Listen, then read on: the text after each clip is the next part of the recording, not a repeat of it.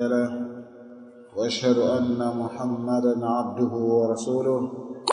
يا أيها الذين آمنوا اتقوا الله حق تقاته ولا تموتن إلا وأنتم مسلمون. يا أيها الناس اتقوا ربكم الذي خلقكم من نفس واحدة وخلق منها زوجها وبث منهما رجالا كثيرا ونساء، واتقوا الله الذي تساءلون به والأرحام إن الله كان عليكم رقيبا. يا أيها الذين آمنوا اتقوا الله وقولوا قولا سديدا يصلح لكم أعمالكم ويغفر لكم ذنوبكم، ومن يطع الله ورسوله فقد فاز فوزا عظيما. أما بعد، فإن أصدق الحديث كتاب الله تعالى، وخير الهدي هدي محمد صلى الله عليه وعلى آله وصحبه وسلم، وشر الأمور محدثاتها، وكل محدثة بدعة، وكل بدعة ضلالة، وكل ضلالة في النار. أعاذني الله وإياكم من النار. Tunaendelea na darasa yetu ya kitabu Adabu Zafaf fi Sunnati Mutahhara lil'allama al-Albani rahimahullahu ta'ala rahmatan wasi'a. Na darasa iliyomalizika tulisoma hadithi ile tukafikia mpaka mwisho wake na tukaacha taaliki nambari 3. Na katika neno walkalbu jarwi nikatoa maana 3, nani anazikumbuka? Walkalbu jarwi na kalbu jarwi, maana jina nakatiza, na 3 kwenda, tulisema kwenda, na wengine basi itakuwa nitoa maana 4. Hii inatumika kwamba mbwa mdogo, unafahamu, jina pita, kuinda, na mbwa ambaye alikuwa mdogo, yani kalbu saghir. Haya, usizisahau hizo.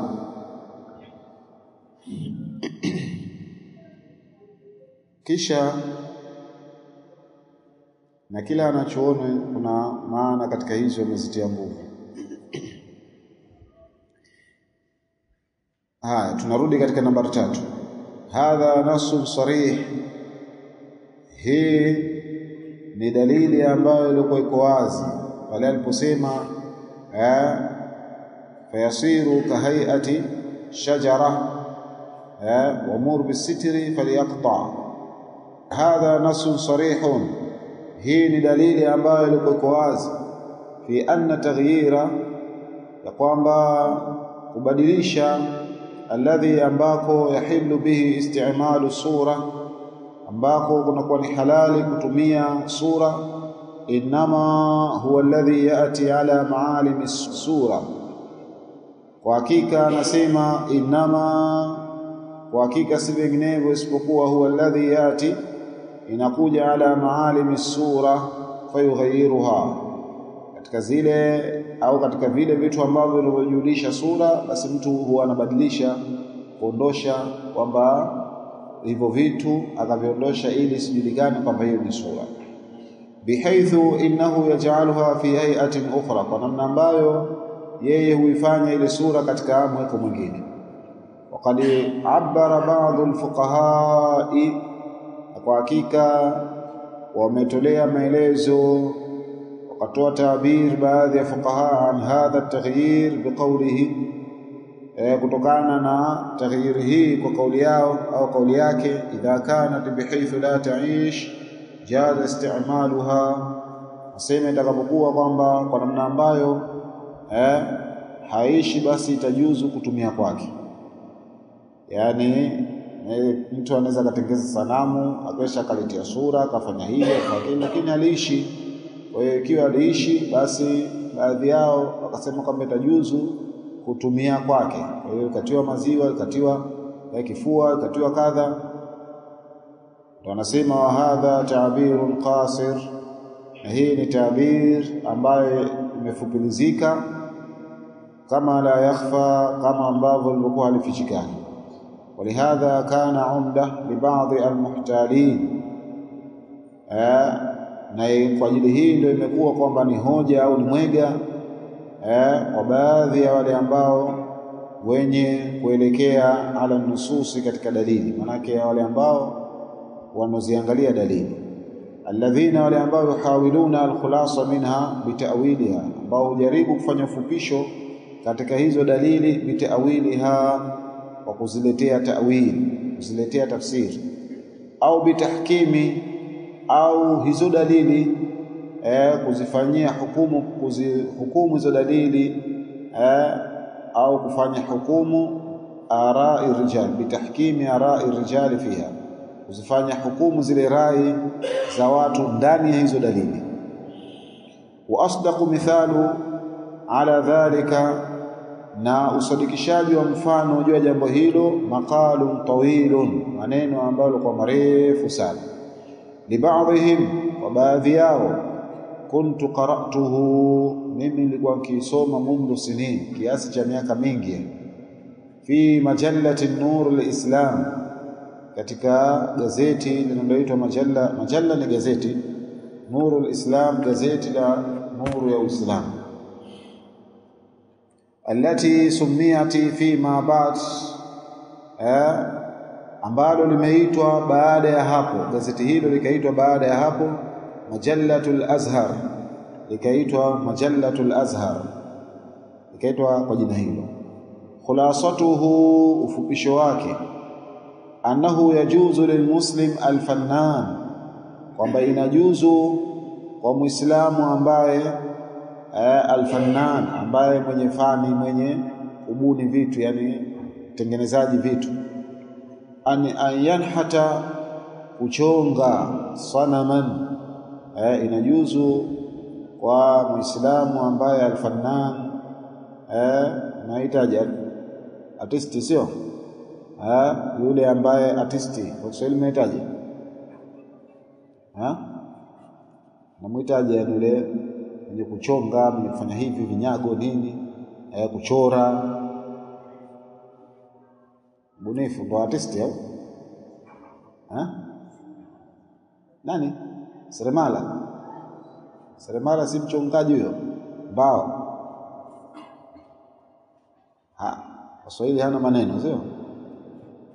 Haya, ayanhata inasoma kutoa fatha, ayanhata pia inasoma kutoa kasra ha, ayanhita, simefahamu?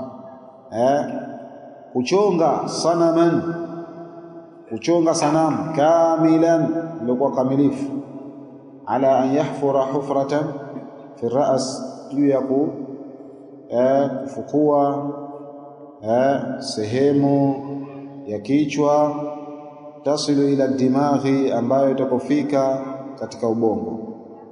Yanhata sanaman, kuchonga sanamu, kamilan, ilikuwa kamilifu, ala an yahfura hufratan, juu ya kufukua shimo fi ra'si, katika sehemu ya kichwa, tasilu ila dimaghi, itakofika katika nini? Katika ubongo. Bihaithu, kwa namna ambayo, innahu la yaishu law kana hayyan, kwa namna ambayo kwamba hawezi, aliweza na mwili likaishi lau kwamba ningelikuwa liko hai. Kwa hiyo atachonga, atakuja zake mpaka kwenye kichwa, ataweka wazi katika kichwa bufuru lile, atatengeneza vizuri. Thumma tafannana hadaratu sheikh. Hadaratu sheikh tulisema maana yake nini? Cheo, yani anaonyesha kwamba kumpa utukufu na cheo cha utukufu nani? Sheikh. Simefahamu? Kwa hiyo istilahi msisahau, kwa sababu ukiwa unafungua vitabu utaikuta hadaratu sheikh, hadaratu katib, simefahamu? Kwa hiyo ujue hadaratu sheikh, kisha sheikh mtukufu sasa yeye huanza yani hutengeneza zile fani zake. Fadhakara, basi utaja annahu likay la yadhhar aib as-sanam, yani utaja yeye baadhi ya vitu yani na usema manake katika hiyo kusimulia, manake utaja annahu kwamba yeye amefanya hivyo likay la yadhhar ili pasidhihiri aibu sanam, pasidhihiri ile aibu ya sanamu, mina nahiyati alfaniya, katika upande wa kifani, manake analichonga kwa ustadi ambao ulikuwa mkubwa sana. Watu wakija wanaona huyu bado kwa roho tu, linadhirina, kwa wale ambao wenye kuangalia. Fa innahu, kwa sababu anasema biimkani alfannan, kwa kule kumwezesha yule ambaye mtu wafani wa yule ambaye mtu ambaye mwenye kuchonga na artisti huyo, an yadha sha'r almusta'ar, kwamba fa innahu, kwa sababu anasema biimkani, kwa kule kumwezesha alfannan, yule mtu wa fani wa kutengeneza hivyo vitu, an yadha sha'ra almusta'ar ala ra'si almahfur, kuweka nywele zilizoazimwa, ala ra'si almahfur, juu kile kichwa ambacho kilichokuwa kimefumuliwa, yani kilichofumuliwa kimekatwa sehemu masikio kwake kwa kwake, kisha baadaye kwamba anachukua nywele fulani anakuwa anaziweka juu yake, nywele ambazo za kuazimwa. Nywele za kuazimwa ndo kama hizo ambazo wanazotumia watu mawigi, wakatia katika vichwa vyao. Ni jambo ambalo silofaa, ni jambo ambalo lilikuwa la haramu, na mtu anapata dhambi kuweka manywele hayo, na imekuwa ndo fashion leo. Yani mtu anaweka manywele chungu nzima katika kichwa chake, mengine anakuwa anatengenezwa kutokana na wanyama tofauti, simba, chui na wengineo. Manyoya yao yanatengenezwa, yanawekwa kama wigi fulani, kisha baadaye kwamba yanauzwa hayo mawigi, na ni gharama sana. Ilikuwa la chini 1500, 10,000, 7,000, 15,000, lakini ilikuwa wigi sasa kwamba mtu akikuona kwa hafla anajua huyu jamaa ana nywele refu sana, au anaonekana huyu mtu ana nywele refu sana, 100,000 huko kwenda juu.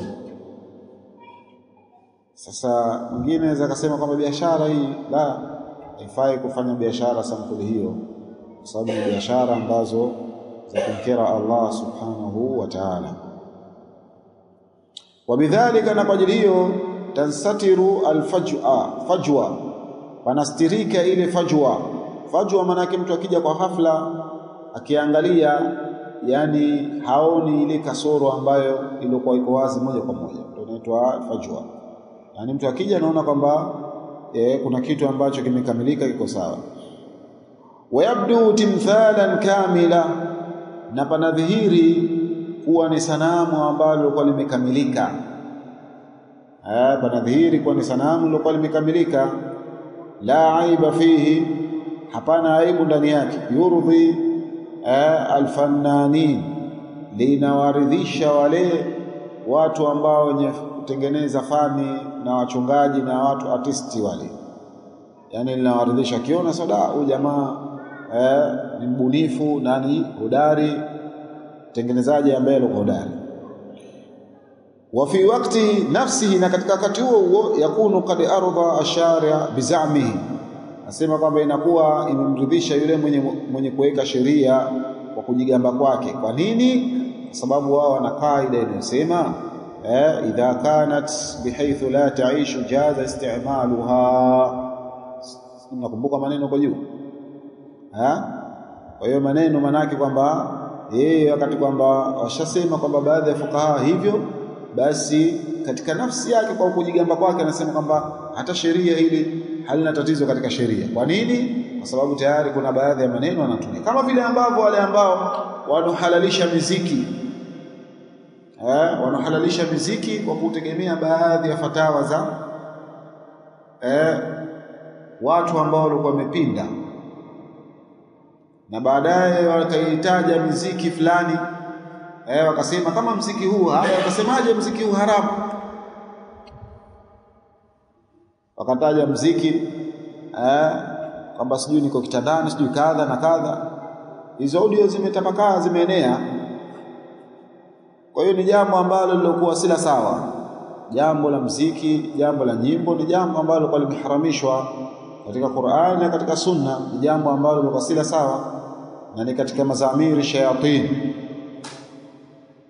Kwa hiyo Muislamu anatakana kwamba ajiepushe nalo, na watu wasambuli kama hiyo, ina maana kwamba wao wenyewe wanasikiliza miziki, wanasikiliza nyimbo, ndio wanajitafsirisha mbele za watu kwamba wao wanasikiliza miziki, wao wanasikiliza nyimbo. Ndio maana sasa watafuta vichochoro vya kuhalalisha nyimbo na miziki.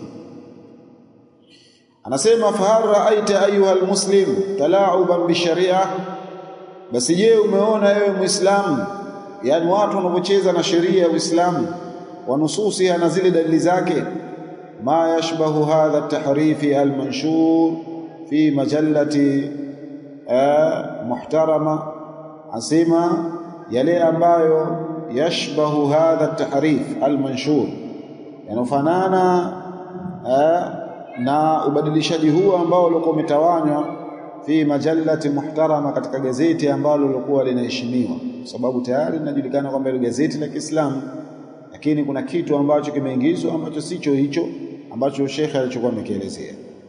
Tallahi inna hadha la ashbahu shay bi'amali man duribat alayhim adh-dhulla wal maskana, asema tallahi tallahi, ambao baadhi ya watu wanasema tallahi, simefahamu, yani kwa sababu wao wamechukua pale billahi, lakini mbona kwenye wallahi wasemi wallahi? Simeelewa. Billahi tallahi, yani tallahi ndio shazoeleka. Mtu anaweza kwamba akaikuta kwenye Qur'ani basi akasoma hivyo tallahi, sijataka kumfundisha nani aisomu tallahi tallahi. Sasa yeye kaiona kwamba hii billahi, ndio akaona na hii itakuwa hivyo hivyo. Alaweza kusema billahi, waweza kusema billahi billahi, simefahamu. Ndio maana wanasema bismillah, bismillah. Kwa hiyo kilichokuwa kipo katika tallahi inasomwa hivyo, na katika wallahi inasomwa hivyo, na billahi ndio inasomwa billahi, haisomwi billahi. Simefahamu, ni shida katika kutamka billahi, umefahamu? Sasa Muislamu anatakana akisoma vitu vijue vile ambavyo vilivyowekwa katika mujibu wa mweko wake wa kisheria. Asema kwa hakika jambo hili linafanana na kitendo cha wale ambao walikuwa wamepigwa mfano juu yao au waliopigiwa juu yao udhalifu na umaskini, alladhina, wale ambao qala Allahu fihim, ambao Allah subhanahu wa ta'ala amesema kuhusiana na watu wao, wasaluhum, na waulizi wao, anil qaryati allati, kuhusiana na kijiji kimoja, allati, ambacho kanat hadirat albahri, kilichokuwa kiko kando kando ya bahari. Hadirat albahri maana kando kando ya bahari kipo kijiji hicho.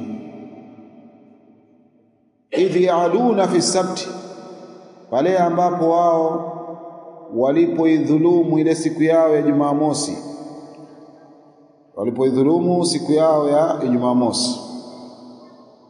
Na wanachuoni wana tafsiri nyingi katika tamko hilo.